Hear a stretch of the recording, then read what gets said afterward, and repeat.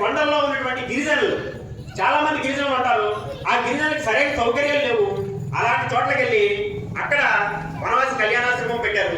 అక్కడ మత మార్పిడి జరగకుండా, ముఖ్యంగా వనవాసి కళ్యాణాశ్రమం ఉద్దేశం ఏంటంటే అక్కడ గిరిజనులు, అమాయక గిరిజనులకి ఆరోగ్యం పేరిట, చదువు పేరిట కొంతమంది వెళ్ళి మత మార్పిడి జరుస్తున్నారు.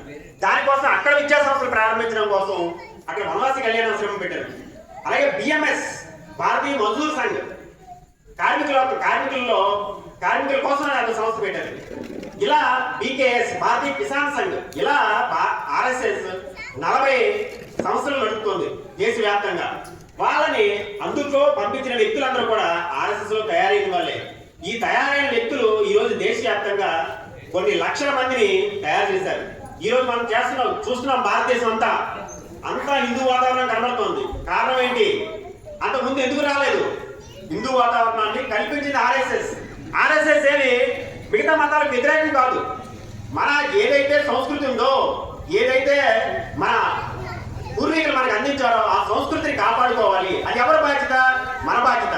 మనందరం గాలి వదిలేసి విదేశ సంస్కృతిని మనం పాటించినట్టయితే ఏమవుతుంది? మనం చూసాం పక్కన బెంగాల్ కానీ కేరళలో కానీ పరిస్థితులు ఈరోజు చూస్తే, అస్సాంలో సరైన ముఖ్యమంత్రి వచ్చాడు కాబట్టి ఈరోజు పరిస్థితులు బాగున్నాయి. ఇప్పుడు బెంగాల్లో మీరు ఎప్పుడైనా చూసినా దుర్గాదేవి పండుగ చేసుకోవాలంటే ఎంత కష్టపడుతున్నారో తెలిసిన వాళ్ళు. మనకి ఇక్కడ ఏమీ కాదు, మనం ఒక దుర్గాదేవి పెడతాం, డీజే పెట్టుకుంటాం, డ్యాన్స్ చేస్తాం. ఇది కాదు. అక్కడ దుర్గాదేవిని పెట్టాలంటే అనుమతి తీసుకోవాలి, లేదా రక్తపాతాలు దొరుకుతాయి. ఎక్కడ? బెంగాల్ ఎక్కడో లేదు, బంగ్లాదేశ్ లో లేదు, మన భారతదేశంలోనే ఉంది. మరి ఎందుకని అక్కడ మన జనాభా తగ్గిపోయింది? మనందరం గమనించాల్సింది ఏంటంటే హిందువుల యొక్క జనాభా స్వాతంత్రం వచ్చిన 82%